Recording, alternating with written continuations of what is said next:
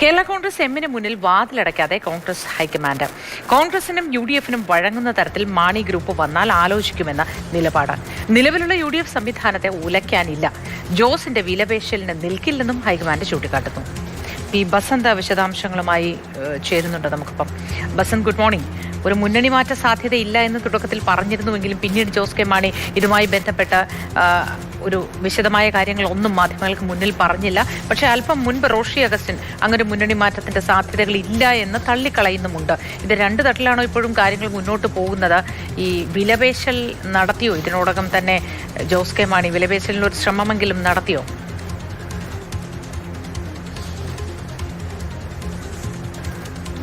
ഇതിൽ രണ്ട് കാര്യങ്ങളാണ്. ഒന്ന്, ഈ സോണിയാഗാന്ധി വിളിച്ചു എന്ന് പറയുന്ന ഒരു വിഷയമാണ് ഇപ്പോൾ ഇതിൽ ചർച്ചയാവുന്നത്. ഒന്ന്, സോണിയാഗാന്ധി കഴിഞ്ഞ ആഴ്ച ആശുപത്രിയിലായിരുന്നു. അവർക്ക് ശ്വാസ തടസ്സമടക്കമുള്ള അസുഖങ്ങളുള്ള ഒരു ആളാണ് സോണിയാഗാന്ധി. വർഷങ്ങളായി തന്നെ അതിന് ചികിത്സയിലുമാണ്.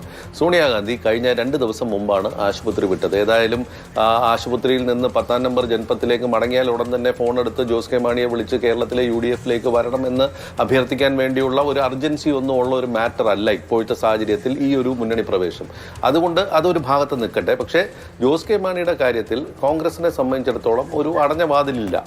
അത് UDF-നും കോൺഗ്രസിനും ഒരു അമിയബിൾ ആയിട്ടുള്ള ഒരു നിലയിലേക്ക് ജോസ് വന്നാൽ ഉൾപ്പെടുത്താം, അല്ലെങ്കിൽ അത് ചർച്ചയാകാം എന്നുള്ളൊരു കാര്യമാണ് ഇപ്പോൾ കോൺഗ്രസിന്റെ മുന്നിലുള്ളത്.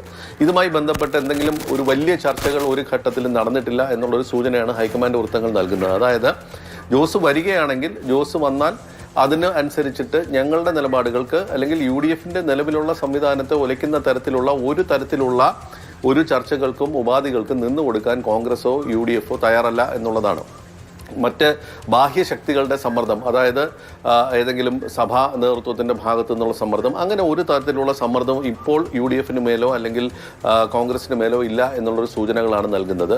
ജോസ് കെ മാണി വന്നാൽ, അതായത് UDF-ന്റെയും കോൺഗ്രസിന്റെയും അവർ മുന്നോട്ട് വെക്കുന്ന കാര്യങ്ങൾക്കനുസരിച്ച് ജോസ് കെ മാണി വഴങ്ങിയാൽ, അല്ലെങ്കിൽ അതിനനുസരിച്ച് ഒരു അമിയബിൾ ആയിട്ടുള്ള ഒരു ഫ്രണ്ട്ലി ആയിട്ടുള്ള ഒരു നിലപാടെടുക്കാൻ ജോസ് തയ്യാറായാൽ മാത്രമേ ഇന്നത്തെ സാഹചര്യത്തിൽ കോൺഗ്രസ് ഏതെങ്കിലും തരത്തിലുള്ള ഒരു മുന്നണി മാറ്റ ചർച്ചകളിലേക്ക് നീങ്ങാൻ സാധ്യതയുള്ളൂ.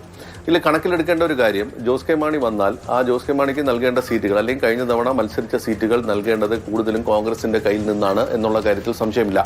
അത് കോൺഗ്രസിനെ കണക്കിലെടുക്കേണ്ട ഒരു വസ്തുതയാണ്.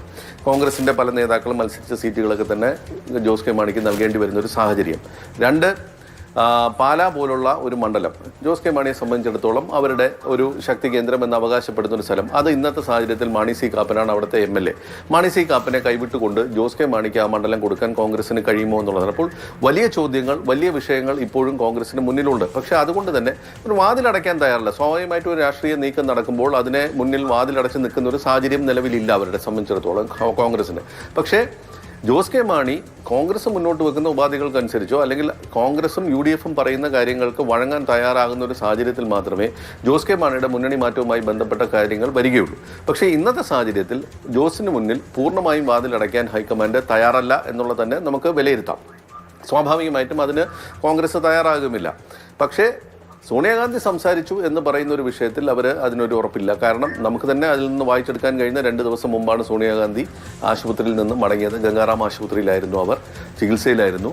ഒരു ഘട്ടത്തിൽ ICU-ലേക്ക് മാറിയതാണ്. അപ്പോൾ ആ ഒരു വിഷയങ്ങളൊക്കെ നിൽക്കുമ്പോൾ തിരിച്ചു വന്ന ഉടൻ തന്നെ ജോസ് കെ മാണിയെ ഫോണിൽ വിളിച്ചു, സംസാരിച്ചു, ചർച്ച ചെയ്തു എന്നൊക്കെ പറയുന്ന ഒരു കാര്യങ്ങളിൽ അവരത് ചിരിച്ചു തള്ളുന്ന ഒരു സാഹചര്യമാണുള്ളത്. പക്ഷേ ഏതെങ്കിലും ഒരു ഘട്ടത്തിൽ ചിലപ്പോൾ ഹൈക്കമാൻഡിന്റെ ഭാഗത്തു നിന്ന് ജോസുമായി സംസാരിക്കേണ്ട ഒരു സാഹചര്യം വന്നേക്കാം എന്നുള്ള കാര്യവും അവർ പറയുന്നു. അത് ജോസ് വരുന്ന ഒരു ഘട്ടത്തിൽ മാത്രം. പക്ഷേ ഇന്നത്തെ സാഹചര്യത്തിൽ ഒരു വലിയ ചർച്ചകളിലേക്ക് അല്ലെങ്കിൽ വലിയൊരു മുന്നണി മാറ്റവും അതോടൊപ്പം തന്നെ സീറ്റ് പങ്കുവെക്കൽ തുടങ്ങിയ കാര്യങ്ങളിലേക്കൊന്നും പോയിട്ടില്ല. ഒരുമിച്ച് നിൽക്കില്ല, സഹകരിക്കില്ല എന്ന് റോഷി അഗസ്റ്റിനും പ്രമോദ് നാരായണൻ MLA അടക്കം ഉള്ളവർ ശക്തമായി തന്നെ നേരത്തെ മുതൽ പറയുന്നുണ്ട്. അങ്ങനെയെങ്കിൽ ഇത് എത്രത്തോളം സാധ്യമാകും ഈ ചർച്ചകൾ?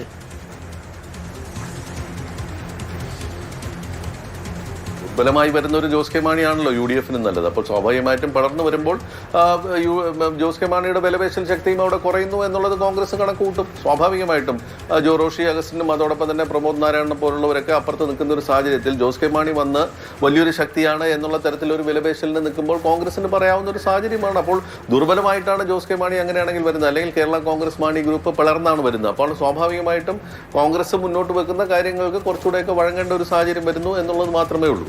അല്ലാതെ പൂർണ്ണമായും വന്നാൽ മാത്രമേ സ്വീകരിക്കൂ എന്നുള്ള നിലപാടൊന്നും ഇപ്പോൾ ഈ ഒരു ഘട്ടത്തിൽ കോൺഗ്രസോ UDF ഒന്നും തന്നെ എടുത്തിട്ടില്ല ഇക്കാര്യത്തിൽ. ശരി, പി ബസന്താണ് വിശദാംശങ്ങൾ നൽകിയത്.